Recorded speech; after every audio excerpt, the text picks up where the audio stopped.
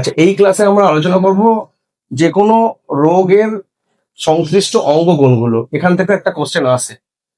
তো রোগ প্রথম ম্যালেরিয়া। ম্যালেরিয়া হচ্ছে আরবিসি এবং যকৃৎ মানে লিভার। আর আরবিসি হচ্ছে রেড ব্লাড কর্পাসল, লোহিত রক্তকণিকা। পায়োরিয়া হচ্ছে মাড়ি। ডায়রিয়া হবে অন্ত্র। কালাজ্বর হচ্ছে অস্থিমজ্জা। আর টিটেনাস হচ্ছে স্নায়ুতন্ত্র। কলেরা হচ্ছে অন্ত্র। টাইফয়েড অন্ত্র। যক্ষা ফুসফুস। ডিপথেরিয়া শ্বাসনালী।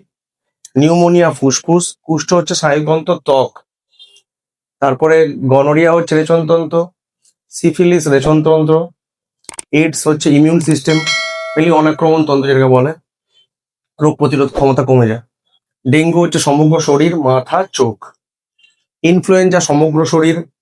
বসন্ত মানে হচ্ছে পক্স, গুটি বসন্ত হোক বা জল বসন্ত, ওটা সমগ্র শরীর, ত্বক। হাম হচ্ছে সমগ্র শরীর। মামস হচ্ছে গলা, গাল, প্যারোটিড গ্রন্থি। আর জলাতঙ্ক হচ্ছে স্নায়ুতন্ত্র। হারপিস হচ্ছে ত্বক।